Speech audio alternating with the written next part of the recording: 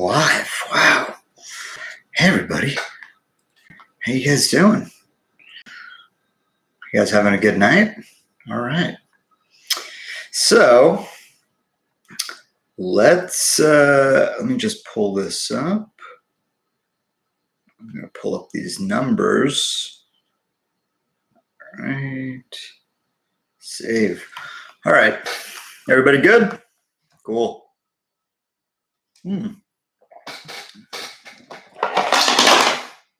Now, a word from our sponsors, Rustic Smoke. If you need a board to roll some weed up on, try Rustic Smoke. They're really good guys. You can find them on Instagram. They made that for me. Anyway, so today was, man, a little crazy. So Tilray, Kronos, Canopy, right? I don't feel comfortable shorting Kronos. All right, let me say that right here. Only because one, they've got earnings coming up, or end of the year earnings, but also because they have so much cash. If anybody's going to make it out in Canada, they're going to be the ones, right? Second, there's Tilray. Tilray, I can give a fuck about. I hate Tilray. I've never liked Tilray. Canopy, I like Canopy. I mean, it's always a good trade, right? It is for sure the most volatile of all the pot stocks, especially, the LPs anyway. Always has really great volume, and you want to see it succeed, right? But do you trust the move? Since last year, every pop has gotten faded. And on Friday, all of these things moved at once, okay? So, when I saw that move Friday, I was like, my first instinct was, all right, buy puts. But then I looked and I saw, because first I saw Canopy pop. And I was like, oh man, buy puts. And I was like, let me see what Kronos is doing. And I was like, Kronos did the exact same move. Let me look at Tilray.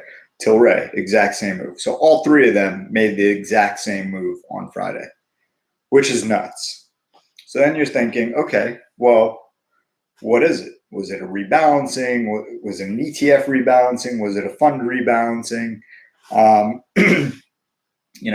We've been used to, especially the last couple of months, that if it's going to get a little pop, it usually will happen mid-month, or it'll alternate months because, shorts will start to cover then.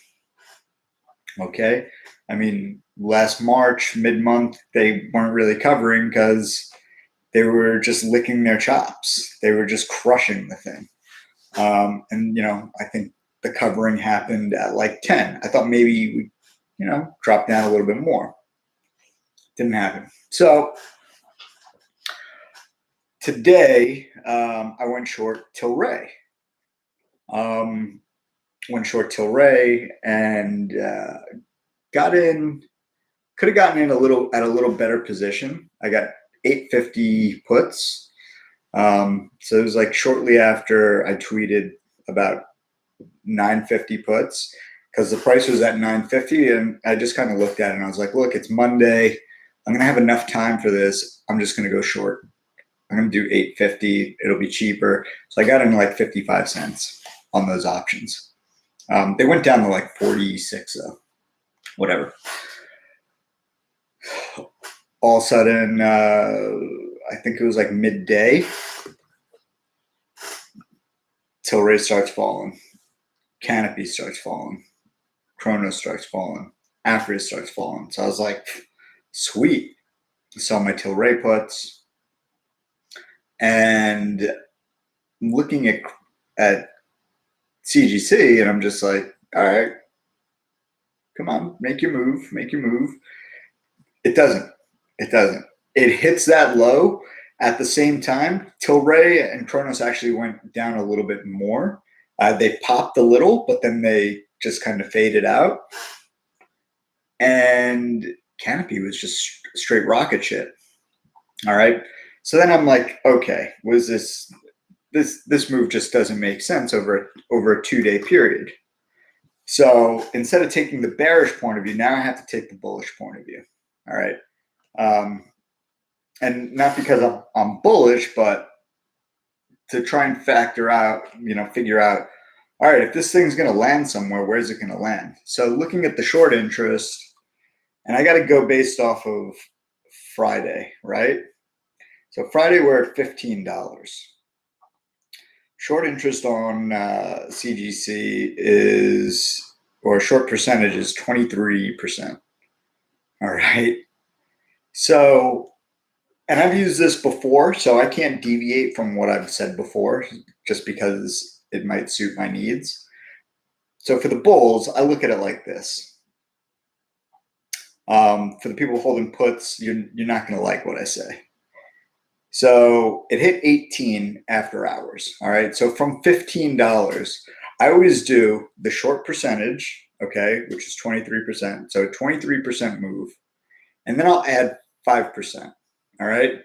So from $15, a 20% move is $18. All right. It still leaves us another 8%. All right. That's pretty much $20. All right. So if you're a bull, congratulations. I'm not saying it's going to happen, but that's just kind of how I would do the math, excuse me. In January, when we had this little run because of, fuck man, I got to get out of this chair. Sorry, fuck. It's fucking driving me crazy. So in January, when we had our little mini run, for that January pop, when we made that move from, I think it was like 21. It was like 20. It was either 2050 or 2150. With the short interest and the amount of covering, and then added 5% on top of that, whatever the percentage was, and it was like within 25 cents. Obviously, it's not an exact science, and that last time could have just been really lucky. But does it get exhausted? RSI, yeah, it's a little heated up, but look, if they're going to cover, they're going to cover before Friday. Since that's the first, maybe the risk is, it's not so much for what's going on in cannabis, but you've got really big macro earnings happening this week, especially Apple. You have Apple, Alphabet, Starbucks, Boeing tomorrow, or Southwest tomorrow morning. So yeah. So basically, I'm saying,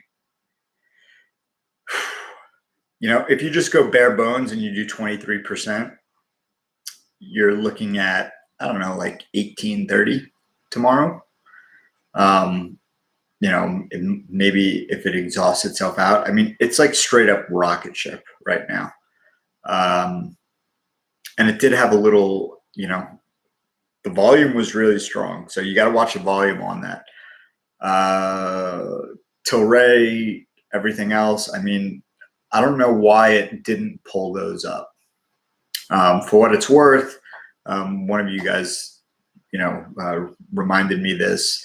Constellation Brand has $10 warrants that expire Friday. If that has anything to do with it, I don't know. Could it be acreage? Who knows? But all of those are really good, variables, right, to factor in, because they're important no matter what. Other than that, I really don't know. Any questions?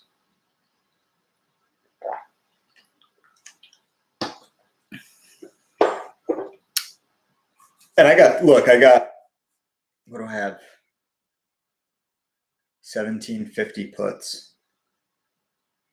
Yeah, I got 1750 Canopy puts and $16 puts. I'm not afraid to say it. So while I'd love for, I got to be objective on it. I'm probably going to get killed on those 16s.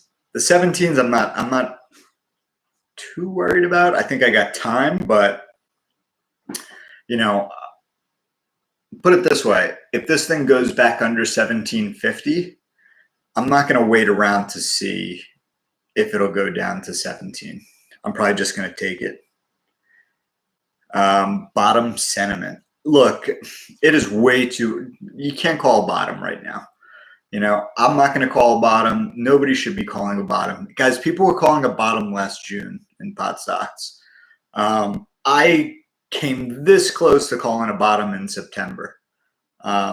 Wouldn't have been the bottom. And that was hinging on Aurora earnings. And when Aurora missed their own earnings forecast, they just completely fucked everything up, which is another reason I hate Aurora.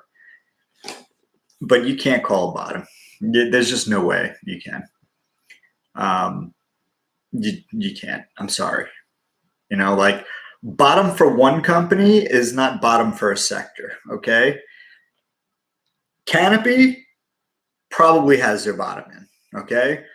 TLRY definitely has their bottom in. All right. Chronos definitely has their bottom in. Okay. Their bottom, the bottom on Canopy was 80% ago. All right. TLRY, it's 60% ago. Or, you know what I mean? So look, the bottom for Canopy was 10. All right. I don't see Canopy going any lower than $10. I mean, I'd be shocked if they went to like 13, honestly. I'd be shocked. It's not out of the realm of possibility, but I would be very shocked if Canopy went to 13. I mean, I would be fucking mortified if TLRY went back to $4. Could it happen? Of course it can happen. Look, I didn't think when I exited last March, I thought that I'd be buying everything in the summer for like a 30% discount. I didn't think that I would just end up getting completely out of pot stocks and just trading options on them, which obviously has been a lot better just because, like if you're trading Aurora to make money, you're fucked. But if you trade the options, you can pull 10, 20% a day. What's up, Zach?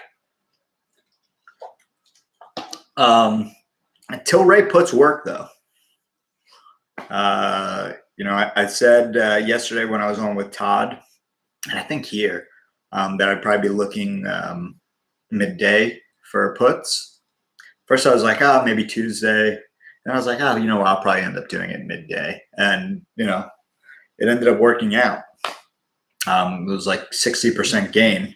Went up a little bit more, but from the low to the high on those puts was probably 70, 80%. Yeah, look, holding puts over the weekend, you guys should really just not do it. Honestly, just stay the fuck away from puts over the weekend. You don't know what the hell is going to happen. I mean, look, I had U.S. steel puts on Friday, and I was like, I'm not fucking holding these things over the weekend. Especially when I prefer to be in calls. That thing was just a rocket ship also. It hit 675, 677 this morning, and then went to 758. Like blew right through the 50-day moving average. Look, guys, I would love nothing more than to trade pot stocks and size up in pot stocks. Nothing. I swear to God on my kids, nothing would make me happier than to get fucking super long pot stocks right now. Because options can be a fucking mind fuck. And they're a minefield, and they're a lot more work. Pot stocks, pretty straightforward, but I mean, I don't feel comfortable going big, you know, putting like any kind of big size into a company. But Alifia had a good day. I think out of all the pot stocks I own, Alifia is like my, I don't know, my third biggest position, because I do have pot stocks, but you know, they're all from private placements and other shit. And I have a lot of pot stocks. So yeah.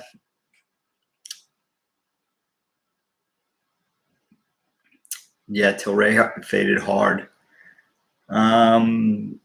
X puts down 50%. You know, guys, especially when we're in chat, I try and tell you to trim. You know, and I always tell you, I'm not going to hold over the weekend, or I try not to hold. The only thing that I hold overnight, you know, like puts wise, is profit. And if maybe I'm down, and even when I'm down on something, I'll usually trim some before the bell, just in case, you know, if I want to play it or just pick a higher strike. So, you know, the move on Canopy was great for bulls. Sucks for bears, but, you know, bears win, bulls win, doesn't matter. Can't trim much, PDT rule. You know, you should talk to your broker and switch to a cash account. That way you can play with settled cash from the day before. That's the way around the PDT rule. PDT rule is the fucking stupidest rule that was ever created. It's meant to protect shareholder or investors. All it does is fuck investors. It's the biggest honey dick around. Oh yeah, guys, tomorrow is TTG Tuesday. So if you don't know what TTG Tuesday is, you could come in, chat with us. Let me just pull up the link for you.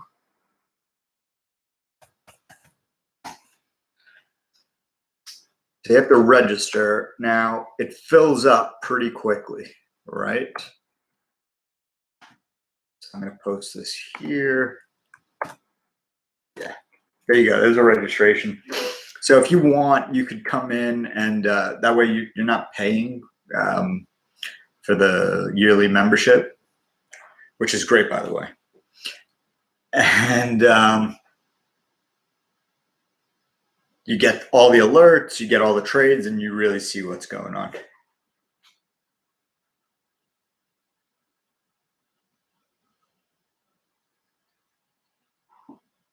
E-trade using cash account when trading options. Yeah, I mean, if you're going to trade options, use a cash account.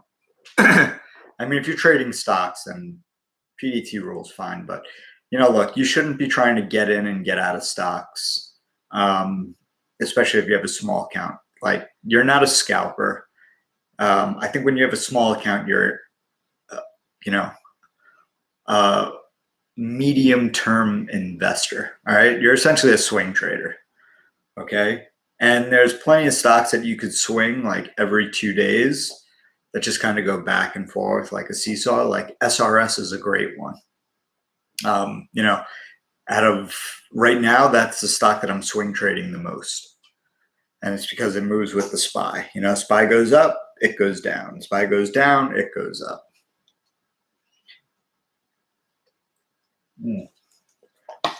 So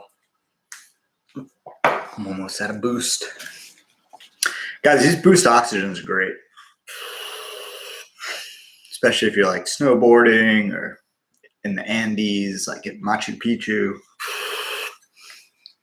So is coca tea. Johnny B, don't worry, man. You'll be all right. No more big losses. Aim small, miss small, man.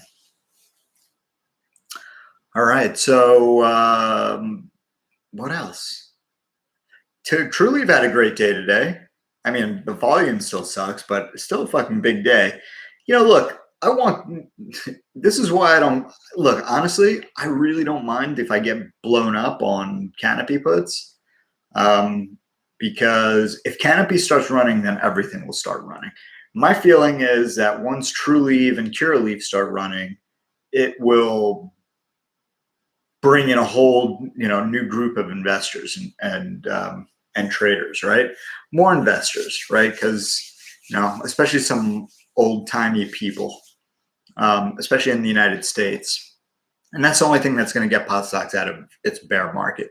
And guys, we're in a bear market. There's just no two ways around it. Like we've been in one since last year. I think that it'll be over by September, maybe late August, probably September, October, right before the election. So,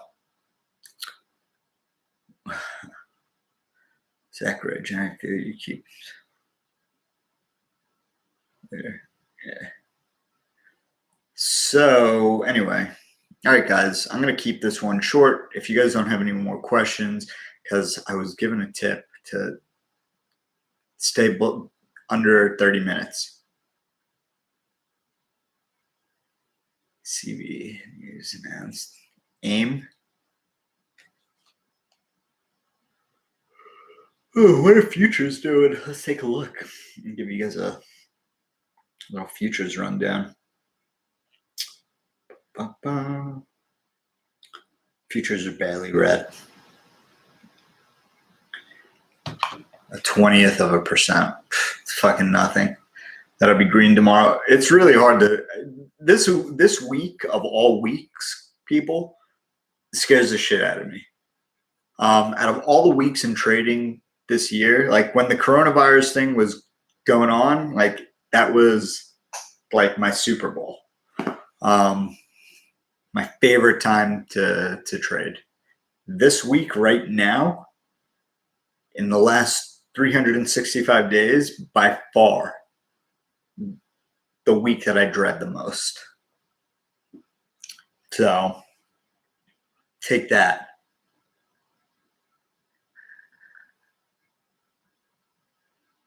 You want to do some Cron and CGC options. If you were going to get into options,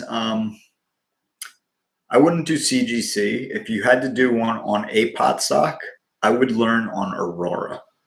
Yes, Aurora. And why Aurora? Because Aurora doesn't fucking move. It's so diluted that all you have to do is get the direction, and you can do some really cool trading hacks on Aurora. So say the $1 call option for next week is at 4 cents right now, 4 or 5 cents. You could probably put a bid in there at 2 cents the night before, and you might get filled and then be up 100%. And then you just sell. Or you keep half and roll the dice with the rest. So I wouldn't start trading options. One, you shouldn't trade options unless you know how to trade stocks, because options are addictive. They are amazing, and they are great for people that have small accounts, but only great for people with small accounts if they're very disciplined and know what the hell they're doing.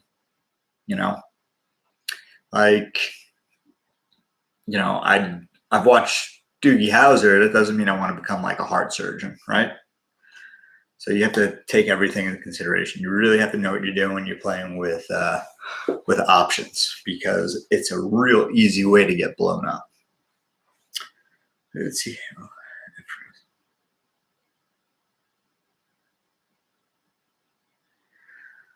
Look at CGC after hours. Why you need to? Yeah.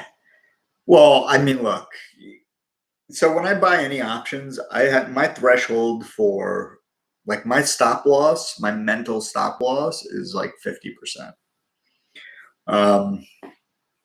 I won't take more than a 50% loss on something, which is a lot, right? But I'm also banking,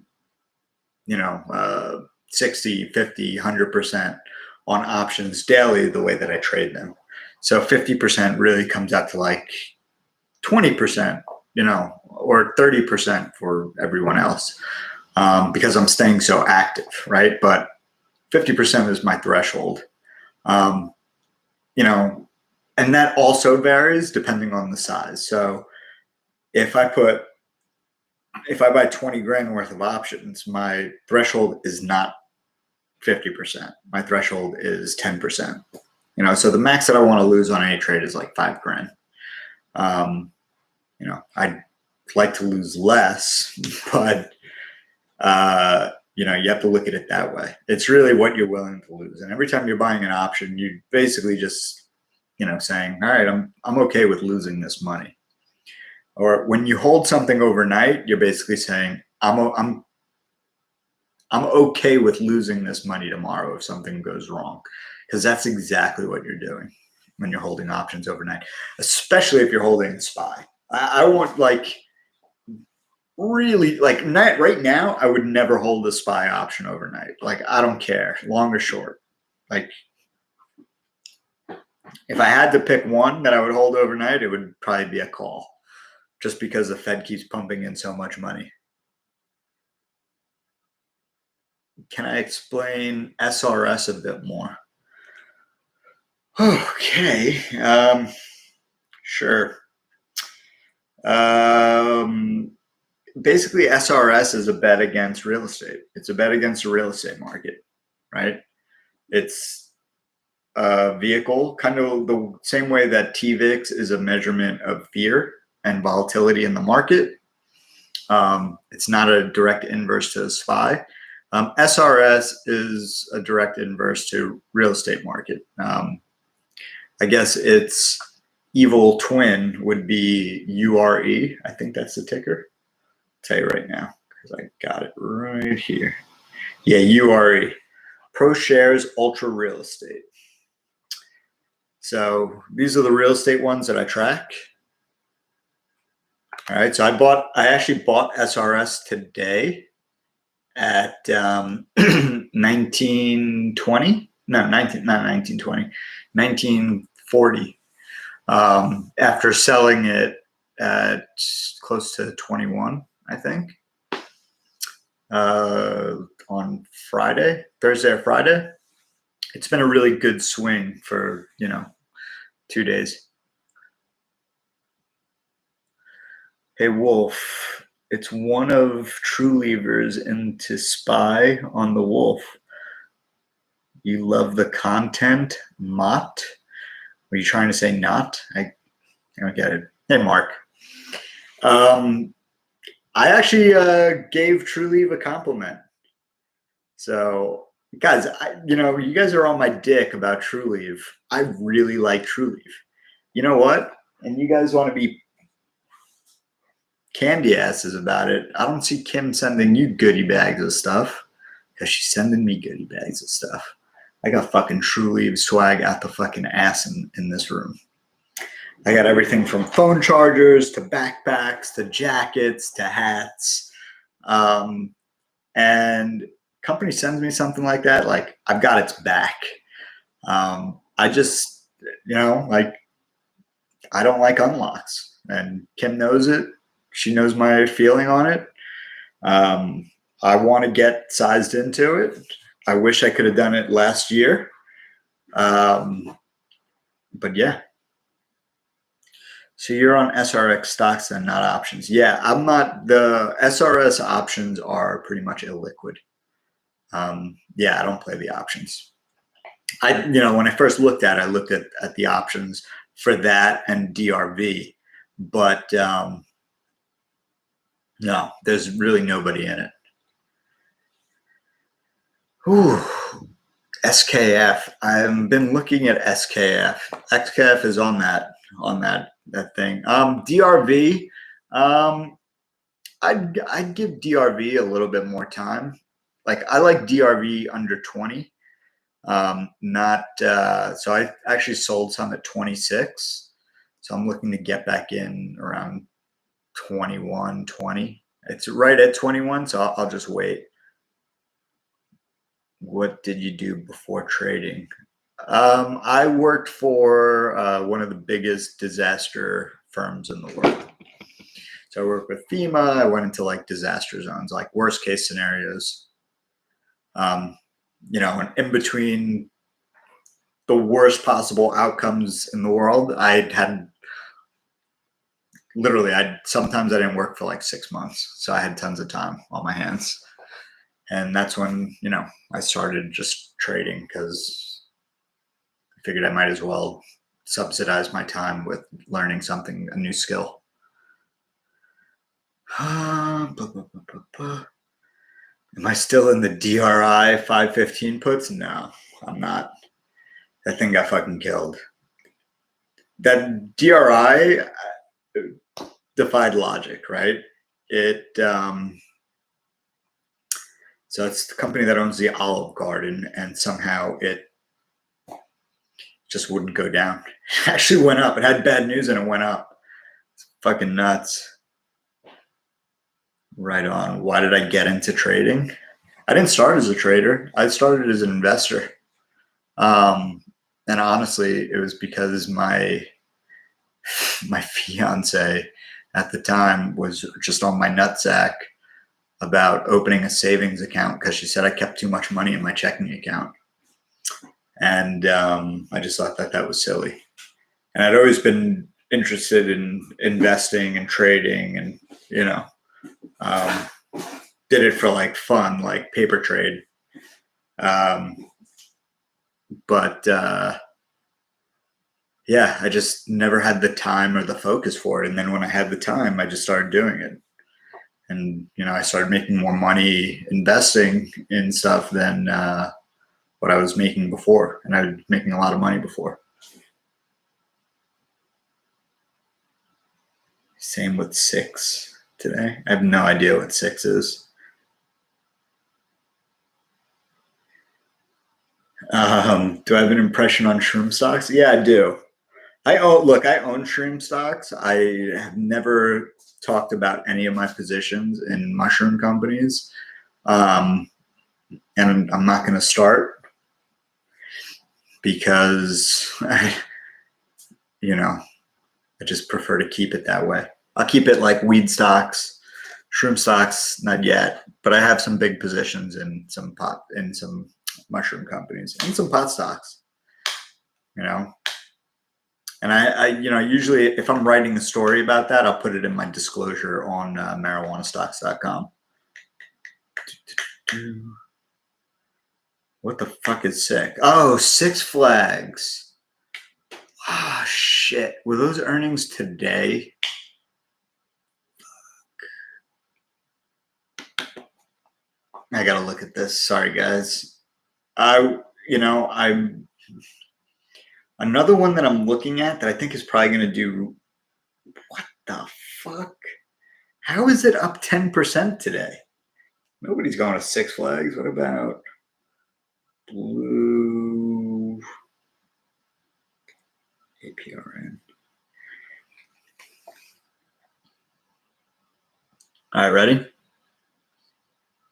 Blue Apron. I have a feeling they're going to fucking crush. Just, I don't know. Does anybody else think that Blue Apron is going to crush? Doesn't Blue Apron just do like food delivery and shit? I think their guidance is going to be off the charts. Anybody? Anybody else? Somebody. You guys see Wing today? 17 to 13. Wingstop? Fuck. Guys, please, somebody give me some. Tell me I'm not crazy to think Blue Apron is probably going to crush. All right. You guys are bastards. So, I guess in short, Tilray, Canopy, APHA, Kronos all did this. Then they all did this. But the only one, and then everybody else did this, and Canopy was like, fuck you, and went like that. So, there's something to it. And I'll show you some text. Let me see if I can pull this up without. All right.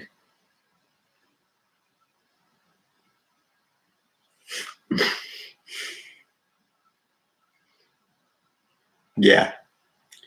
So I sent one of my friends that trade size. I go, trust this move in Canopy? He said, hell no. I said, yeah, I bought puts on Tilray and got crushed it. And Canopy, not so much. Pulled back and was a straight rocket. He says, I don't trust cannabis one bit still. Canada is a shit show. And everybody knows exactly who that is. So I'll just say that. I'm getting fucking blown up here.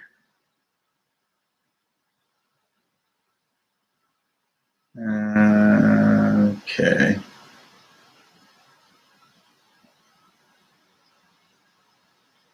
All right. Okay, guys. So I'm going to let you guys go. 35-minute mark. Yeah.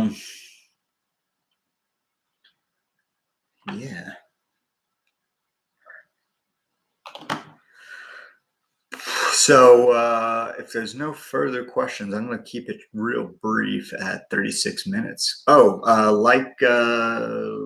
what do they say? Make sure to like this YouTube video and subscribe. You should subscribe and hit the notification bell. I'm going to try and do one of these a day. And, and then try and make some fucking magic and do some screen sharing and shit like that. All right. Did you expect TrueLeaf to be at this price a month ago? Do you still expect a 40% haircut? 40% haircut. 40% haircut brings that what to $6?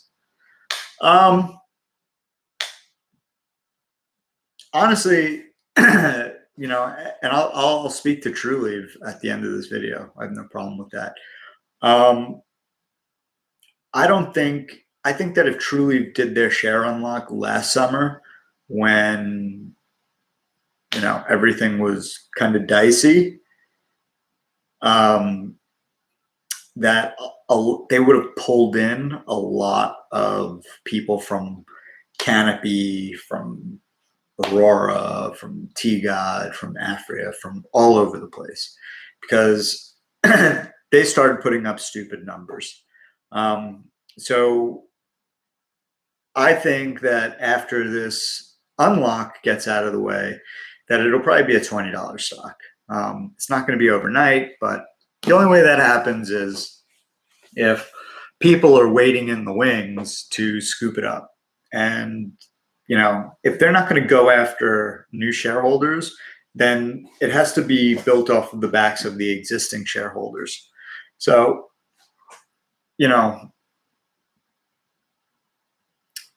at the end of, in 3 weeks, their share count's going to go up by 30%. Now, a lot of that is insiders, I'm guessing. Maybe some of it is from Bristol.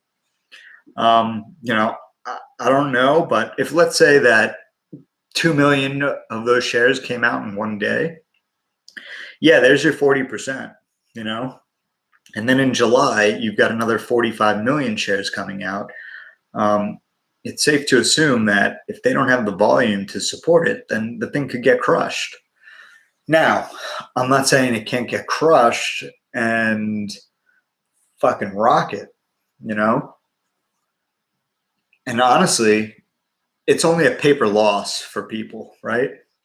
Because if let's say TrueLeaf went down to $4, okay, or $5, people would be like this with fists of money trying to buy it, okay? So I just think that if, I'd rather see a gradual decline into earnings, or not into earnings, into the unlock, and then just straight rocket versus, I don't know. I'd like to see a V-shaped recovery instead of a U-shaped recovery. And I think you get a U-shaped recovery if people aren't being smart about the unlock and just treating it like it's a non-issue or that it's priced in, because it's not priced in. You saw that with Cureleaf when they unlocked the first 16 million shares last month. The thing dropped $1 and that's a lot at the price that it was at. And it dropped, you know, probably $2 before that. So you really have to look at it like that. Does that make sense, Mark? Fair?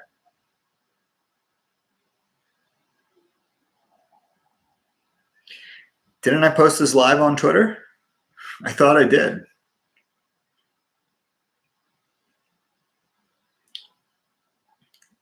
Honestly, guys, I don't care if this thing doesn't fill up. People will watch it later. Fuck them.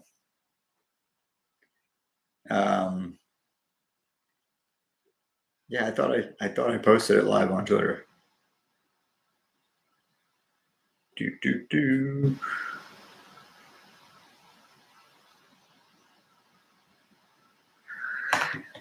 So yeah, cool. It is better to have it on YouTube, right? Yeah, better for, look, guys, when there's too many people in here, it's just like question, and then it just completely throws me off.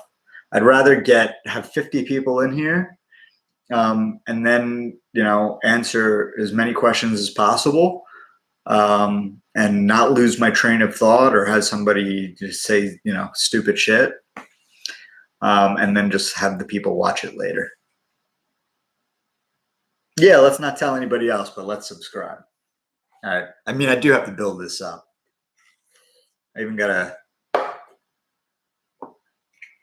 rid of some old tech. What do you plan to play tomorrow? Oof. Well, I already know that I'm playing Canopy. Am I going to play it well is the question. I do have a plan for Canopy. That, yeah, I'll probably get buried on these puts, but, you know, I plan on coming out of this net positive after all is said and done. Honestly, if it breaks 1850, I'm probably going to go calls. Yeah, and if I go calls, I'm going to go fucking load the shit out of them and just make up whatever I lost. CGC bullish. I'm bullish till a certain area. Vudang, it's going to hit 20. It's never a certainty, but it certainly looks that way. If I go by my formula of short percentage and then you add 5%, the only thing that I don't think maybe you get that extra 5%, so 28% move in the last 2 days, is everything else pulling back. And then let me take a look how hot the chart is for you guys. God, it's so fucking annoying.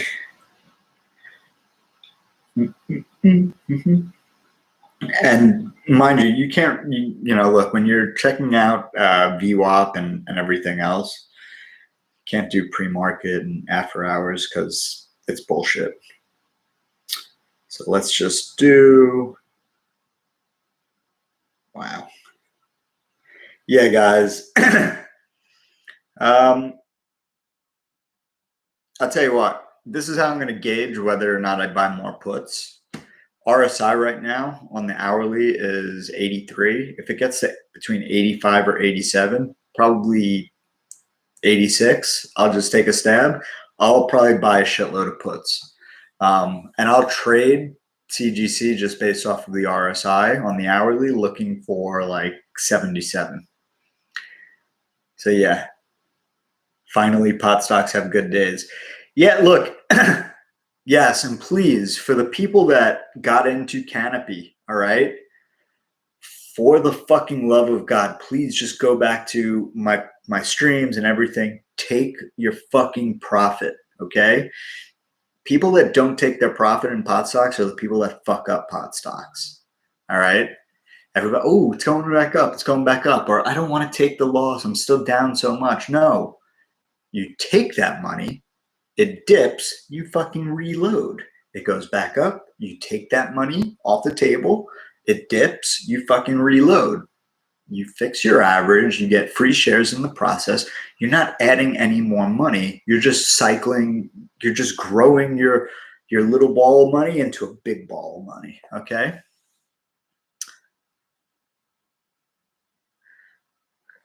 But yeah, you have to take profit. Guys, show me a 10, 20% move, and you can't count the whole coronavirus thing because everything fucking dropped and then ripped. But before that, show me a 20% move on pot stocks that lasted 2 weeks where it was sustained. You can't. You can't do it till last year. And I know because I've tried. Yeah, the first rule of pot stocks is take profit. Well, actually, the first rule of pot stocks should be do not go down more than 10 or 15%. You know, guys, stop sucking your dicks, okay? Your dicks are not that big. Stop sucking yourselves off because something went up 4%, all right? You're going to show, ooh, look, I'm up this much money. You know, you're going to do that? Let's see the whole thing. How much are you down, all right? Because if you have a big day and you're up, but you're still down like quadruple what you're up that day, you shouldn't be posting fucking screenshots. Hey, Michael, thank you. Much better on YouTube, right? You get to see the whole background. You get to see all my toys.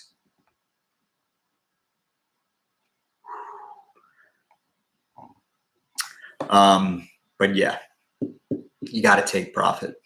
If you don't take profit in pot stocks, you will get crushed.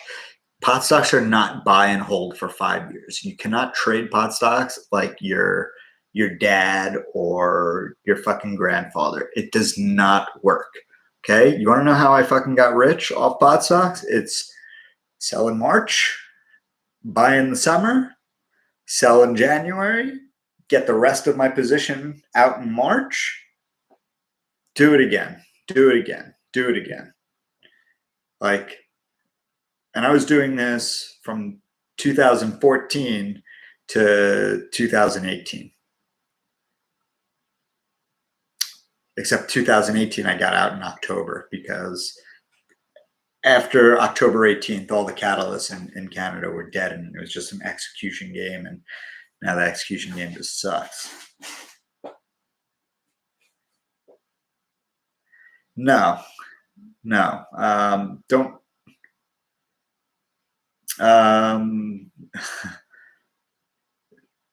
Look, pot stocks, look, macro environment is one thing, but pot stocks always pull back. All right. They always pull back in March. Now you can discount. So let's actually do this together. Okay. Because I actually haven't done this. And, you know, you brought up a very good question. So let's use Canopy as the bellwether. So CGC. All right, before coronavirus hit, where was Canopy? All right. Let's say February 16th. All right. Let's go even further back. Let's say, yeah, let's call it 22 bucks. Okay. 22 bucks, right? So with March, the way that I always look at it after the odds of March, I always say 20 to 30% haircut on all pot stocks. Okay. Some more, some less. Canopy, let's say 25%. All right. It's $5. Puts it at 17. So I would look at the, you know, based off of that, you know, so on the middle range would be 17. On the high end, it would be 16. All right, 30%. So, you know, so basically I'm taking from 22 bucks and I'm just eyeballing it. It looks like 22. Yeah, I'd say 17 would have been the bottom for the year if we didn't have coronavirus. So if this thing drifted to 17, I would have been fucking loading up. And that's how, I think that's pretty much how the charts looked, to be perfectly honest with you, as far as the supports. So, let's see. Chronos, let's call it $8 or 750 minus 30%. So another $2, so 550. Pretty much we were at 550 for the longest time. All right. All of that still takes place in the summer. Guys, there's a reason summers suck in pot stocks. Okay. Do not fucking drink the Kool-Aid of people telling you it's time to buy. All right. The only way you can buy pot stocks and hold them is if you're staying active. And what that means is holding the core and trading the core. Because honestly, if you took today, if let's say you decided to get long on Tilray today, all right, the way that thing was moving back and forth, you buying it at 850 in the morning, and you sold it at 975, and then you reloaded it at 830, again, your fucking average is basically $6, 675.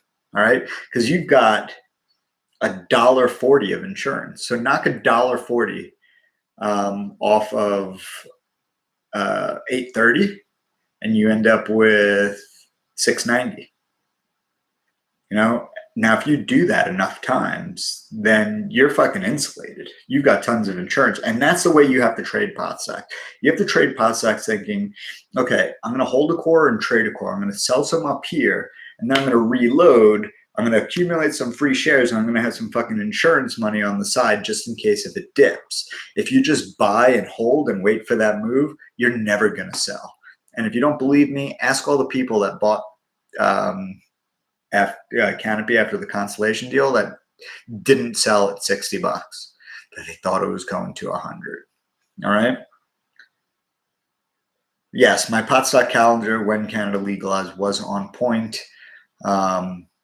It was amazing. I called everything in advance of 45 days. I mean, Ides of March was also amazing, and so was C45. And anytime I whip out a calendar, pay attention, even if you hate me, because I throw fucking darts.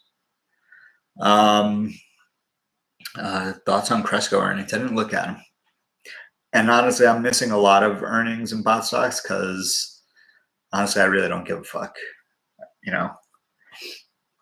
I'll trade some, but I won't trade others. Like a really good stock to trade, honestly, is TrueLeaf. Because the bid and ask is all over the place, and the only problem is it doesn't have the volume, but it has all these awesome swings. It'll make a $50, $75, swing in a day or in 2 days. So if you swing TrueLeaf 10 times $1, so let's say you're buying at 9, selling at 10, buying at 9, selling at 10. You do that 10 times, you have a free position, depending on how much size you're playing with. So what's up, Kareem? Kareem, we're just about to end. Is Ianthus going to go under? Ianthus has been dead since Hadley took that money with a 20% interest rate. If you guys follow me on Twitter, you've seen those streams. All right. Got crushed on my Zoom puts I was holding. How did you get crushed on Zoom puts? You were up though. You had to be up. Unless you bought like 150s or 155s. Then yeah, you got fucking fucked. In the ass. Johnny B, how'd you lose on Zoom? Didn't you have the 160 puts that I had? Oh, dude. Jesus. All right. Yeah, Kareem, you got 170 puts at 55 cents. I got them at 47 cents. But I did it in the morning off the open, so you probably made more money. I used my trading hack to get those.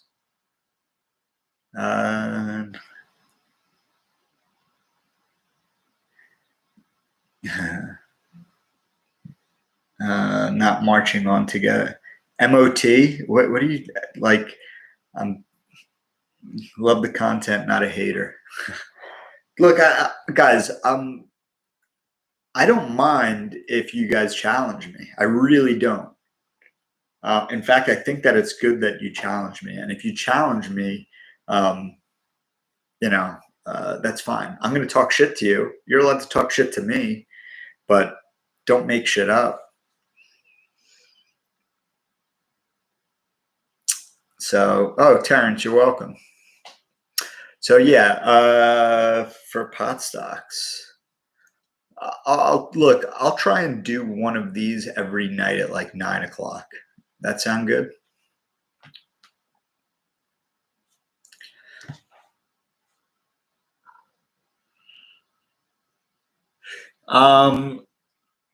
Yeah, look, let's see. X has earnings this week. So I think that you want to do straddles for X. This isn't a good week to learn X. I ignored your CGC puts today for another day. Good. You should. I'm usually early. So guys, all right, so like this video, subscribe, hit the notification bell, whatever, because I'm not going to bombard you with shit, so don't worry.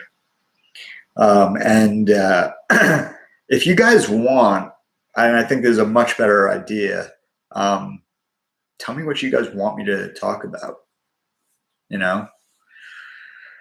So I think that's just kind of a good way to do it. All right, guys, I'm going to let you go. I hope you guys have a good night and good trading day tomorrow. Hopefully I don't get, spanked too badly on CGC. I'd be happy with break even, honestly. All right. Later, guys. Peace.